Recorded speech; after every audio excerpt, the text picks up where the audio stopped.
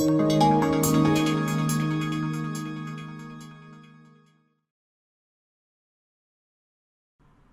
this webinar, we're going to have a look at tool libraries in Fusion 360. In order to get to look at tool libraries in Fusion 360, we need to be in the Manufacture workspace, and then we go to Manage, and then we go to the tool library.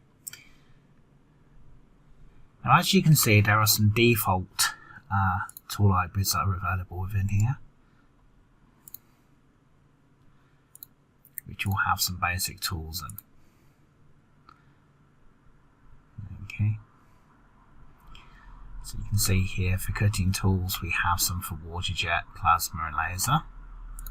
We've also got some standard tool holders in there. We've also got holders for imperial and metric. We've also got the same as regards for drills in both inch and metric. Milling tools as well. Now if we were to go in and have a look at one of these tools, we can see it's got a description for it. We've got some standard settings in here for the tool. Got the ability now as well to add additional shafts and stuff onto the tool. The holder being selected and the cutting data. Okay. So if we want to spot run-of-the-mill tools we can just go off and use, go toolpath, we can use those. Okay. What we can also do is we can, where it says local in our list on the left hand side, we can right click on that and create a new library, a new folder, or import tool libraries in from another source. So what we'll do here is we'll just create a new library, and we'll just set this up for a machine. So with that now selected, what we'll do is we'll click on the plus up here and create a new tool. And in here you can see that we can create any of these tools that are shown here. So we have milling tools, we have hole making tools, turning tools, cutting tools, probes and holders. So what we're going to do here is going to create a flat end mill. I'm just going to create a 20mm end mill.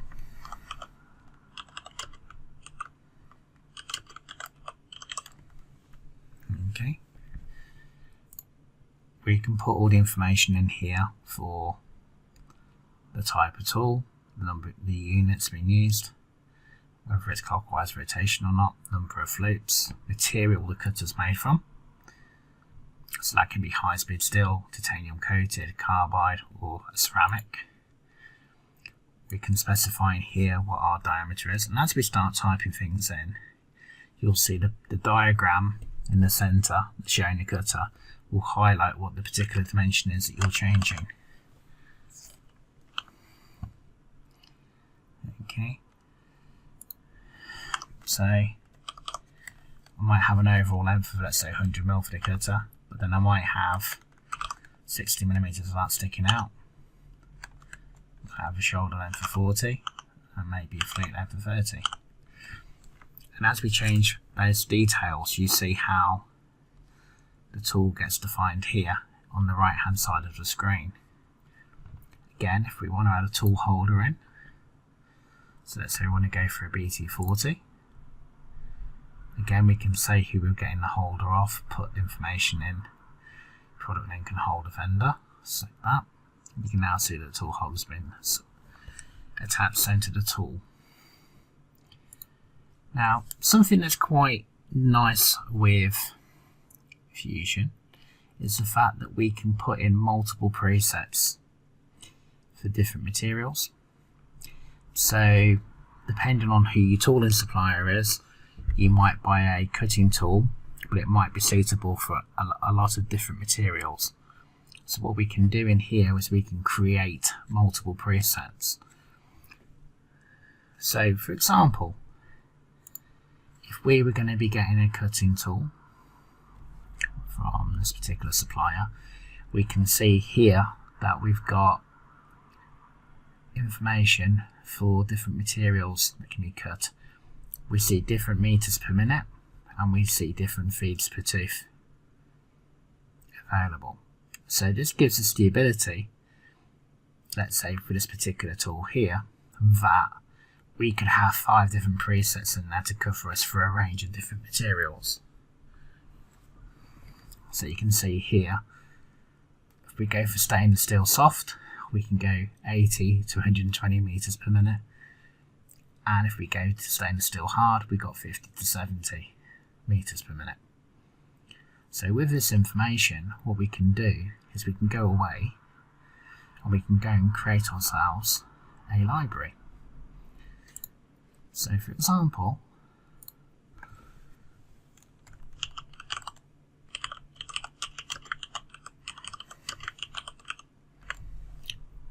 we can create the material there. So that's now selected.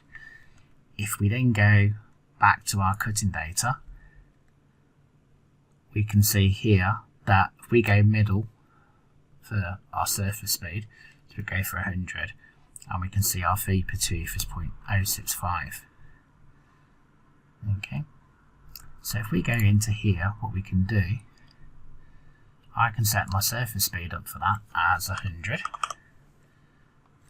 And if we have a look at our feet per tooth, it's 0.065. So I can go here and go 0.065. And as soon as I put that information in, that then updates our feeds and speeds for that particular tool. Now what we can also do in here as well is we can actually specify, if we want to, what our step down is always going to be used for this tool, rather than us having to manually enter it afterwards on our particular process we might be doing as a machining strategy. We also have the ability as well to change the step over value as well. And we can also as well in here change how the coolant works. So if we come into here again then, and then create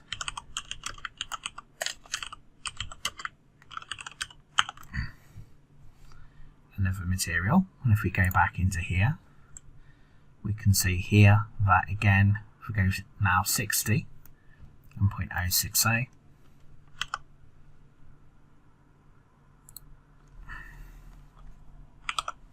so we put our surface speed in 60 meters per minute, and we change that to 0.060. Again, you can now see how the feeds and speeds have changed just by us adding in the surface speed and feed per tooth information. Okay, so we can come into here again, high temperature alloy 20 to 30, so that's 25 meters per minute if we go halfway, and 0.055.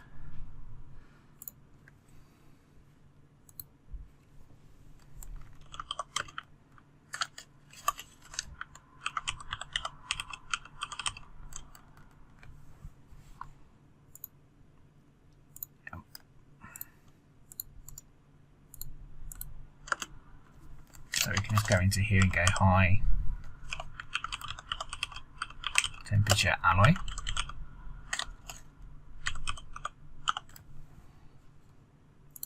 That's now going to become 25. And if we have a look down here, 0.055 for our feet per tooth. And again, once we put that data in, we then get accurate feeds and speeds information for that particular material. And again, let's go into here and we'll go titanium.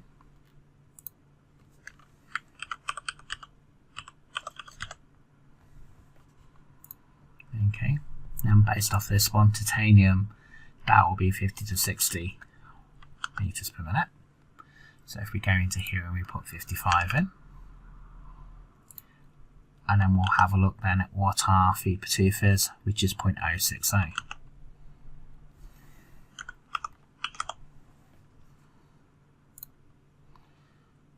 I'm just going to put the final one in for this, so we go soft steel.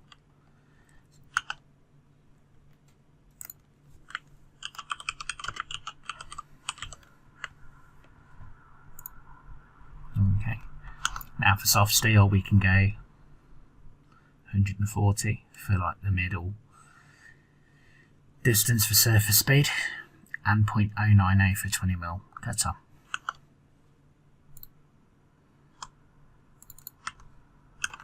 So you can see by just changing the surface speed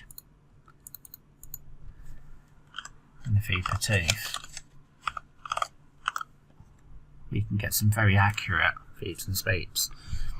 Now, where this comes in handy is that tool now has the ability to be able to work with all those different materials. Okay, so for us, when we come through and start creating tool paths, we can just pick from the actual tool preset we've got in there. The final bit on here for post-process is controlling our tool length, our tool number, tool diameter, so that we make sure that the tool's in the right place. Okay, so the advantage with creating our tools this way is that we could just now have one tool library that could cater for different material groups, rather than before with other CAM systems whereby you might have to have a different tool library for different materials. So with this it can make things a lot easier. Okay, so once the tool's created, what we can do then, if we've got a part designed, so we can just draw something here just to demonstrate.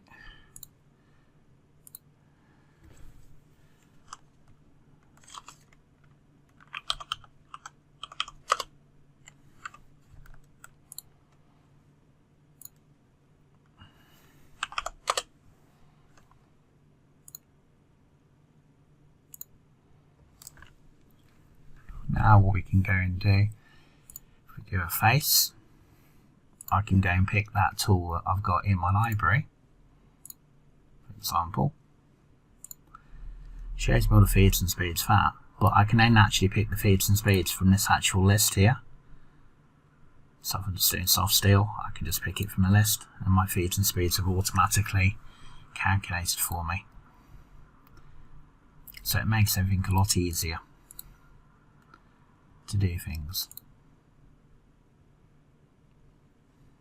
And if we take a look, I'm able to go in and simulate, we can see that's doing what we want it to do. And because we've got accurate feed and speed information in there as well, it means that we can get accurate cycle times as well, which is quite useful. Okay. So as I say, this is one way that we can do things with our tool library. Okay, so we can create our own local libraries for different machine tools that we might have. We've also got the option in here as well to be able to go and use tools that might already be in an existing library that comes with Fusion 360. Hope you found this webinar useful. If you've got any further questions, please don't hesitate to get in contact with us. Thanks a lot for your time.